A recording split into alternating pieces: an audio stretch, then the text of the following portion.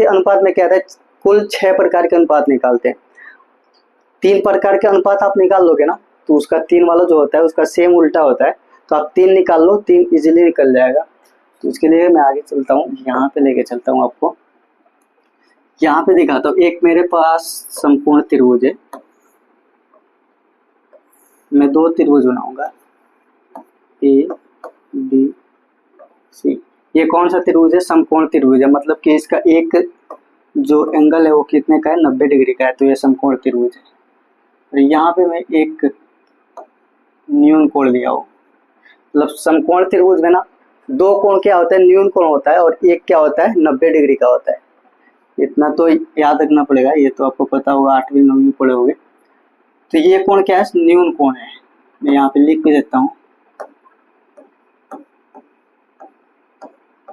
न्यून कोण।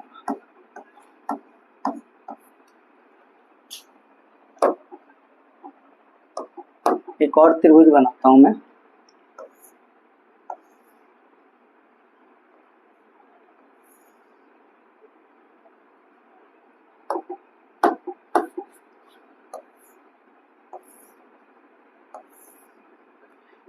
यहाँ पे एक ही समकोण त्रिभुज है,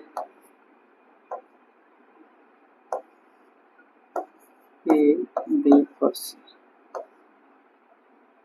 अब मैं यहाँ पे 2 त्रिभुज बनाया हूँ, 2 त्रिभुज के बारे में आपको बताना है। यहाँ पे 2 जो कोण बना हुए न्यून कोण है, तो मैं यहाँ पे बताना ये चाहता हूँ कि जो न्यून कोण होता है ना, अगर आप समकोण के अंदर न्यून कोण होता है, तो न्यून कोण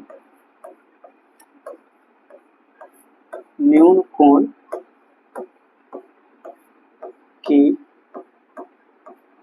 सामने की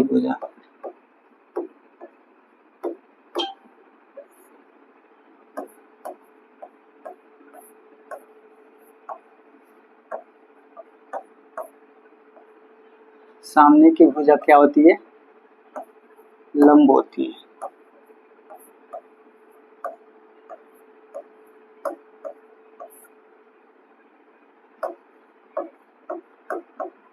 तथा 90 डिग्री के सामने की भुजा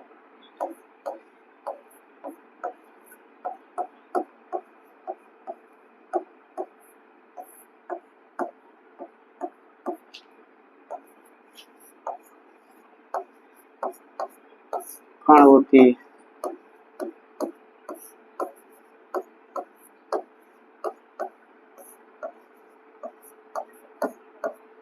मतलब कि ये हुआ, ये यहाँ पे जो न्यून कोण बन रहा है, यहाँ पे एक न्यून कोण बन रहा है, वहां पे बन रहा है न्यून कोण।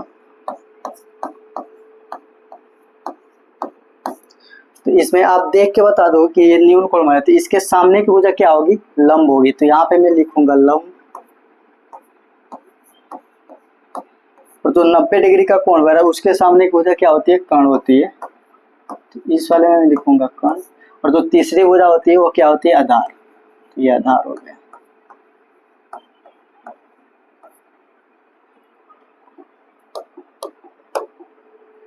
ऐसे इसमें क्या, ये न्यून कोण है, तो इस न्यून कोण के सामने की भुजा क्या है, ये वाली है BC। तो ये क्या हो जाएगा, लंब, और 90 डिग्री के सामने की भुजा कौन सी है, ये वाली AC वाला। तो ये क्या हो जाएगा, कर्ण। तो इसको हो गया कर्ण, और नीचे वाला जो तीसरी भुजा बचेगी वो क्या हो जाएगी, आधार। तो ये आधार हो गया।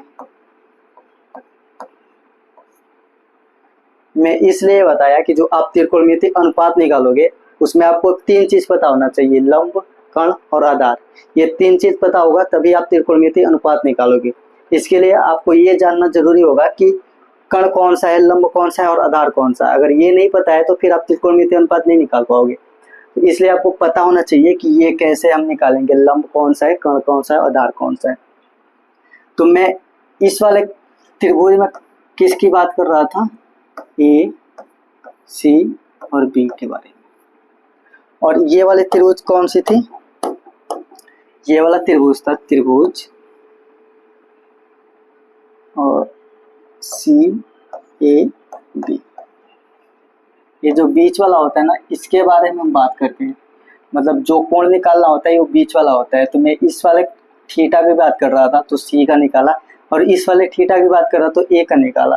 मतलब इसके अंदर क्या होता है, ये वाला न्यून कोण है और इसके अंदर क्या है, सी वाला न्यून कोण है। तो इसको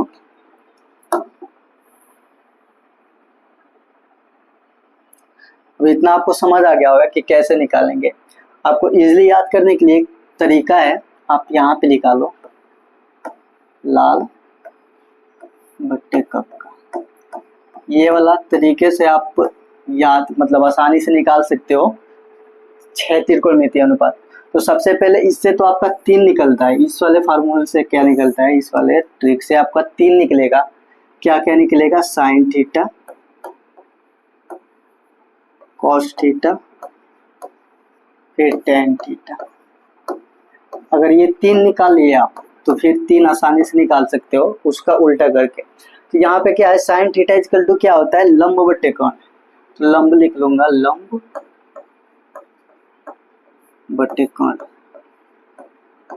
यहाँ पे L इक्वल टू लंब होता है, K इक्वल टू कर्ण होता है और A इक्वल टू आधार होता है।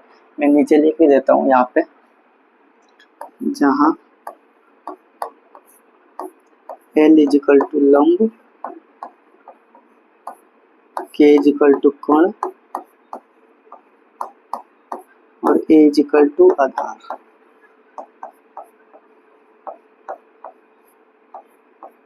ठीक है, तो आप यहाँ से साइन थीटा इक्वल टू क्या कर, लंब बट्टे कर्ण। तो मैं अभी कोई भी आप कोण त्रिभुज, मान लो ये मैं लेता हूँ ये वाला त्रिभुज, तो इसमें साइन थीटा का वैल्यू निकालना होगा तो क्या होगा, लंब कौन सा है, ए और बी। तो मैं लिखूंगा यहाँ पे ए बी अपान, और कर्ण कौन सा है, ए सी। तो यहाँ पे लिख दूंगा ए और सी। ठीक है, वैसे कॉस थीटा का निकालना होगा तो कॉस थीटा के लिए दूसरा लगाते हैं, मतलब कि आधार अपान कर्ण।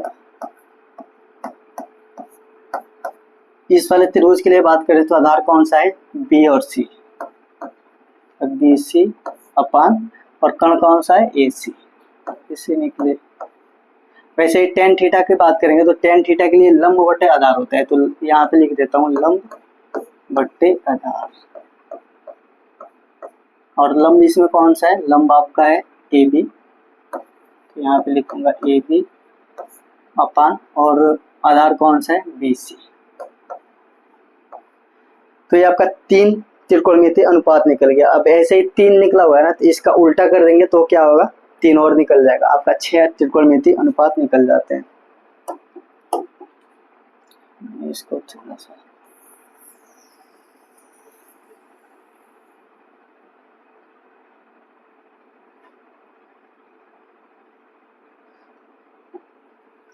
अब इसका उल्टा करेंगे। इसका उल्टा क्या होता है, कोसेक होता है। इसका उल्टा क्या होता है, सेक होता है। और इसका उल्टा क्या होता है, कोट होता है। तो आपको कुछ करना नहीं है, इसका बस उल्टा कर देना। ऊपर चल जाएगा कर्ण, नीचे आ जाएगा लंब। वैसे इसका भी उल्टा कर देंगे, ऊपर चला जाएगा कर्ण, नीचे आ जाएगा आधार। वैसे इसका भी उल्टा कर देंगे, ऊपर चला जाएगा आधार, नीचे आ जाएगा लंब। तो ये आपका 6 त्रिकोणमितीय अनुपात निकल गए। कौन कौन सा है, sine theta, cos theta, tan theta, cosec theta, sec theta, cot theta.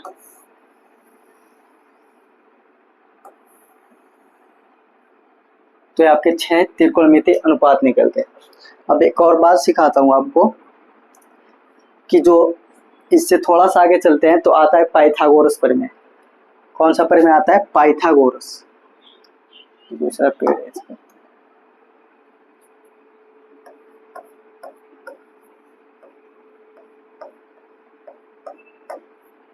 Pythagoras प्रमेय।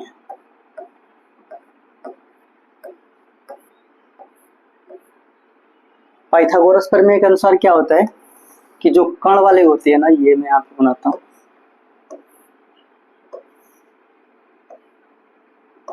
ए बी सी, ये कण हो गया, ये लंब हो गया, ये आधार हो गया। तो इसके अनुसार पाइथागोरस प्रमेय के अनुसार क्या होता है कि जो कण का स्क्वायर होता है ना, अगर कण का स्क्वायर कर रहे हैं तो किसके बराबर होगा वो, लंब के स्क्वायर के बराबर प्लस आधार का स्क्वायर। ये जब दोनों मिलेंगे लंब और आधार का स्क्वायर करेंगे ना तो कण के बराबर होगा। इसका मतलब कि कण जो होता है समकोण त्रिभुज में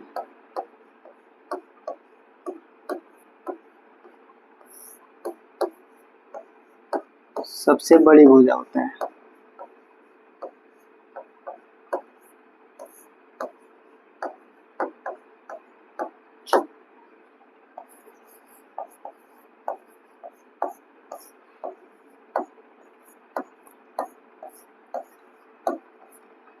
ये कण जो होता है क्या होता है, सबसे बड़ी भुजा होता है। किसमें होता है, केवल समकोण त्रिभुज में ये लागू होगा। जो कण होगा वो सबसे बड़ी भुजा होती है, जिसके कारण क्या होता है, जिसके कारण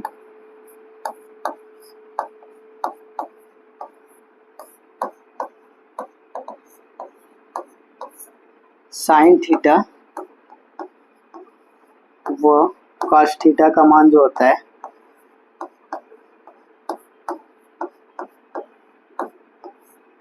एक या एक से कम होगा।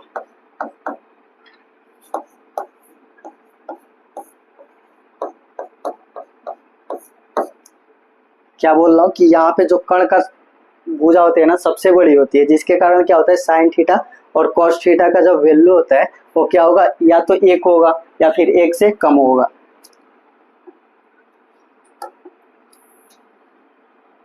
जैसे कि मतलब कि आप यहाँ से निकालो साइन थीटा है, अगर हम साइन थीटा निकाल रहे हैं, sine theta is equal to क्या होता है, लंब बट्टे कण। तो आपका यहाँ पे लंब क्या है ये और कण क्या है ये, तो आप अगर निकालता हो तो अगर साइन थीटा या फिर कॉस थीटा का वैल्यू क्या होता है, आधार बट्टे कण। तो इसका अगर मान निकालते हो तो क्या होगा, एक आएगा या फिर एक से कम आएगा।